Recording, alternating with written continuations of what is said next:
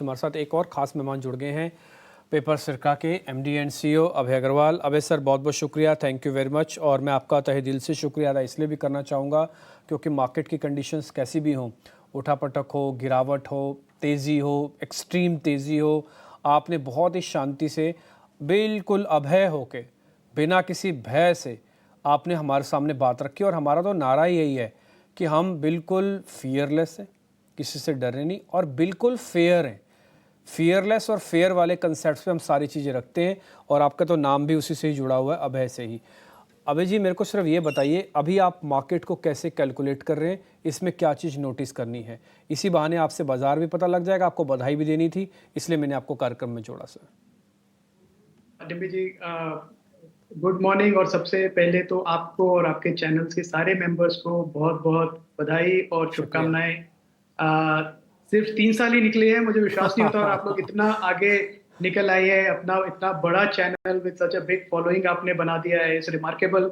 और यस मैं सर। यही विश करूंगा कि और चैनल की ऐसे ही उन्नति होती रहे, और जैसे आपने कहा फियरलेसली एंड फेयरली आप अपने हाँ। दर्शकों का व्यू देते रहे। I think that is really wonderful. और my compliments to you and the entire team at ET now Swadesh. Yes sir. DP, जो आपने पूछा मुझसे, अभी मैं मेरा टेक्निकल पर्सपेक्टिव ने एक फंडामेंटल इन्वेस्टर की तरफ से दिखता हूं, तो मुझे लगता है ये जो बाजार का एलिवेटेड वैल्यूएशन है ओवरऑल मार्केट का, उसको एक एक एक लेवल पे बने रहने के लिए या उसके आगे जाने के लिए अब जरूरत है बहुत अच्छी गुड न्यूज की रेगुलरली।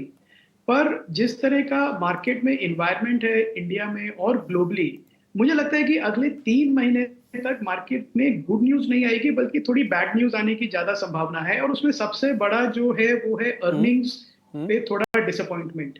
तो ये जो क्वार्टर की अर्निंग्स आएंगी डिप्टी, मुझे लग रहा है कि एक काफी डोमेस्टिक कंजम्पशन का स्लो डाउन है, और वो लाजमी है क्योंकि पोस्ट कोविड हमने देखा है कि डोमेस्टिक कंजम्पशन एक तरफ से बढ़ा है। और उसका फायदा सारी कंपनीज को हुआ। बीएफएसआई देख लें आप, डोमेस्टिक कंजम्पशन कंपनीज को देख लें, रियल एस्टेट को देख लें, कैपिटल गुड्स, इंफ्रास्ट्रक्चर, सबको उसका फायदा मिला।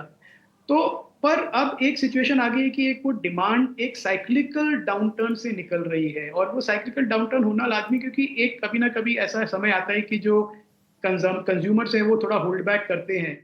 दूसरी तरफ एक स्लो डिमांड एनवायरनमेंट में डिप्टी जो अदर इशू एमर्ज हो रहा है वो है increase in commodity prices globally, और लार्जली बिकॉज ऑफ चाइना का जो स्टिमुलस है to pump prime Chinese economy. उसका इम्पैक्ट ये होगा कि जो इंडियन कंपनी काफी समय से सस्ती कमोडिटीज की जिनको आदत लग गई थी, आप कोई भी कमोडिटी ले लीजिए, एल्यूमिनियम, कॉपर, तेल, ऑयल भी, सारी बड़ी छोटी कमोडिटीज, निकल, कैडमियम, लिथियम, सबके प्राइसेस इतने गिरे हुए थे कि कंपनीज को मार्जिन मेंटेन करने में काफी उसमें हेल्प मिली। पर अब हम एक ऐसे दौर से निकल रहे हैं जहां ऐसा लग रहा है कि अगले 3 महीने में कमोडिटीज के प्राइसेस बढ़ेंगे, और दूसरी तरफ एक डिमांड स्लो डाउन है। और तीसरी तरफ जो है, जो जियो पॉलिटिकल टेंशन ग्लोबली है, और यूएस में इलेक्शंस हैं, इंडिया में भी स्टेट लेवल इलेक्शंस हैं। तो इन सब को देखते हुए मुझे लगता है कि इन्वेस्टर्स को शॉर्ट टर्म में थोड़ा कॉशियस रहना चाहिए। ये नहीं एक्सपेक्ट करना चाहिए कि अब बाजार 26-25 हजार पे आ गया, अब 26 हजार, 27 हजार, 28 हजार पे ऐसे ही आ जाएगा। क्योंकि मुझे लगता है इस क्वार्टरली अर्निंग सीजन के बाद थोड़ा एक डाउनग्रेड होगा निफ्टी की फोरकास्टेड अर्निंग, जो अभी 1250 रुपए है फॉर FY 26। मुझे लगता है वो गिरकर 1200 के आसपास आएगी, और फिर उससे जो मार्केट के जो लेवल है उस पर थोड़ा इम्पैक्ट आएगा। तो ये मेरा ब्रॉड ओवरव्यू है डिपी।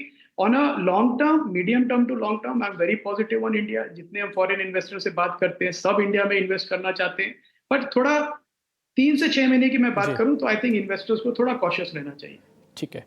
अभय सर, बहुत शुक्रिया, थैंक यू वेरी मच। आज आपने समय निकाला, आपको बधाई भी देनी थी और आपसे व्यू पॉइंट लेना था, और इसके लिए बहुत बहुत शुक्रिया, आपने हमारे लिए समय निकाला सर। बहुत शुक्रिया, थैंक यू वेरी मच।